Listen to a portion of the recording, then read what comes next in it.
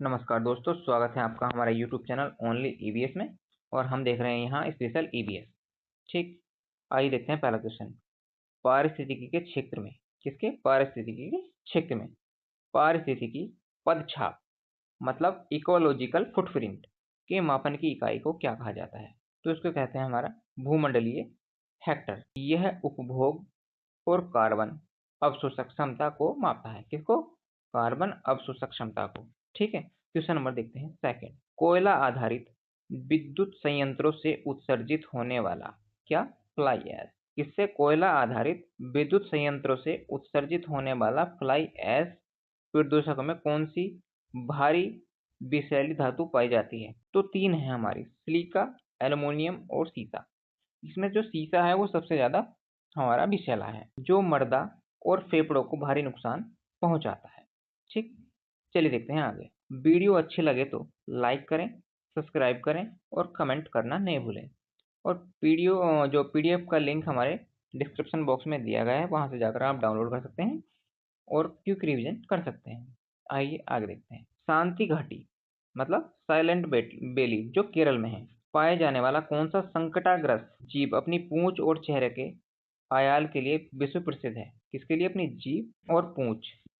तो यह शेर जैसी पूंछ वाला बंदर, जो साइलेंट वैली है उसमें एक बंदर पाया जाता है जिसकी पूंछ हमेशा शेर से मिलती जुलती है।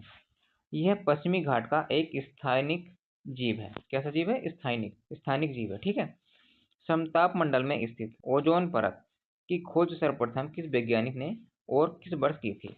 समताप मंडल में पाई जाने वाली ओजोन परत सर्वप्रथम किस वैज्ञानिक ने की थी इसकी खोज? तो ये थे हमारे चार्ल्स फेबरी और हेनरी बुइसन। कौन? चार्ल्स फेबरी और हेनरी बुल्सन, ठीक, ने 1913 में की थी। यह फ्रांस के भौतिकी वैज्ञानिक थे। ठीक है, तो बुइसन याद रख लेंगे। बुइसन और फेबरी, इन्होंने हमारा क्या है, ओजोन परत की समताप मंडल में क्या की थी? खोज की थी। चलिए देखते हैं आगे। आगे देखिए, तो अंतरिक्ष विज्ञान और पारिस्थितिकी में किस तारे के चारों ओर उस क्षेत्र को क्या कहते हैं जहां जीवन के लिए अनुकूल तापमान होता है? तो ये कहते हैं गोल्डॉक्स जोन। कौन सा? Goldilocks zone. ठीक, जहां पानी तरल अवस्था में रह सकता है, जैसे पृथ्वी। आगे देखिए, थोड़ा जोर डाल लीजिए क्वेश्चन पर।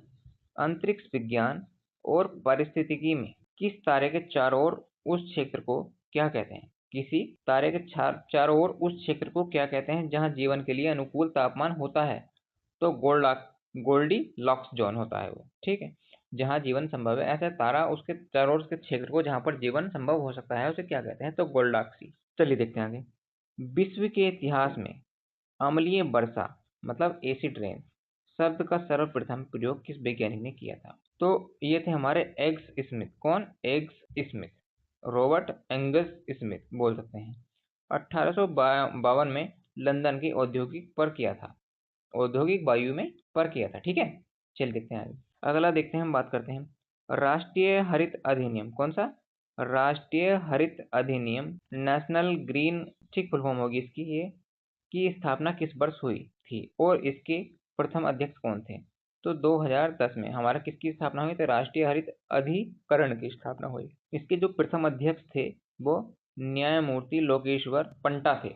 ठीक है, अगला देखिए। बुंदेलखंड क्षेत्र का पहला, किसका? बुंदेलखंड क्षेत्र का पहला और उत्तर प्रदेश का नवीनतम चौथा टाइगर रिजर्व चित्रकूट जिले में कौन सा घोषित किया गया? तो रानीपुर टाइगर रिजर्व हमारा। कौन सा? रानीपुर टाइगर रिजर्व, जो बाघ के गलियारों के लिए अत्यधिक महत्वपूर्ण है। चलिए देखते हैं आगे।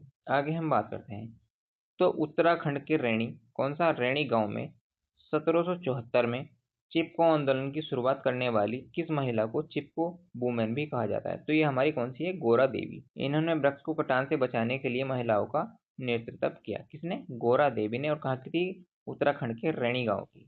ठीक, कृषि में रासायनिक खाद्यों के विकल्प के उपयोग होने वाली किस फसल को सर्वाधिक खाद माना जाता है? तो कौन सी है ये? सनई। ठीक, ये फसल मिट्टी में नाइट्रोजन का अधिक स्थिरीकरण करती है। ठीक, तो ये हमारी किसकी? सनई की फसल है। आगे देखिए, आगे हमारा किस गहरे तालाब या झील का वह निचला अंध क्षेत्र जहां प्रकाश बिल्कुल नहीं पहुंच पाता क्या कहलाता है? तो ये क्या कहलाता है हमारा प्रोफंडल। कौन सा? प्रोजोन। प्रोफाउंडल जोन, जहाँ पर किसी तालाब या झील का वह अधिक से अधिक गहरा क्षेत्र जहाँ पर क्या नहीं जा पाता, प्रकाश नहीं जा पाता, उसको क्या बोलते हैं? प्रोफाउंडल जोन। इस क्षेत्र में श्वसन दर प्रकाश संश्लेषण दर से अधिक होती है। आगे देखिए, यह कवक, फंगी और मशरूम का उपयोग करके पर्यावरण से भारी धातुओं और विषैले प्रदूषकों को नष्ट करने की तकनीकी को क्या कहते हैं? तो ये कहते हैं माइक्रो मीडिएशन। कौन सा? माइक्रो मीडिएशन बोलते हैं। यह जैव उपचार की एक अत्याधुनिक शाखा है। ठीक है, मतलब कवक से और मशरूम से इनके लगा करके इसको क्या करा जाता है? विषैले पदार्थों को नष्ट करा जाता है, क्योंकि ये विषैले पदार्थों क्या करते हैं? जलाशयों में अत्यधिक यूट्रोफिकेशन, ऑक्सीजन की कमी करने वाले किस जलीय पौधे को बंगाल का आतंक कहा जाता है? तो जलकुंभी पौधे होते हैं जो बंगाल का आतंक कहे जाते हैं, क्योंकि यह ऑक्सीजन को सोख लेते हैं। यह जल से संपूर्ण ऑक्सीजन सोख लेते हैं। एजेंडा 21 क्रियान्वयन समीक्षा हेतु पृथ्वी सम्मेलन 5 या रियो 5 किस वर्ष और कहाँ आयोजित किया गया? तो 1997 में न्यूयॉर्क में आयोजित किया गया। कौन सा? एजेंडा 21 या रियो 5 में इसे सतत विकास पर विशेष महासत्र कहा गया था। आगे देखिए, विश्व का एकमात्र तैरता हुआ राष्ट्रीय उद्यान केबू लामजाओ। कौन सा? केबू लामजाओ किस झील पर स्थित है? इसमें कौन सा विशिष्ट हिरण मिलता है? तो ये हमारा जो तैरता हुआ राष्ट्रीय उद्यान है, इसमें ये कहाँ पर है? तो लोकटक झील, मणिपुर में। यहाँ संकटाग्रस्त फुमदी रहने वाला है। कौन सा? फुमदी पर रहने वाला है। यहाँ पर संगाई हिरण पाया जाता है। कौन सा हिरण?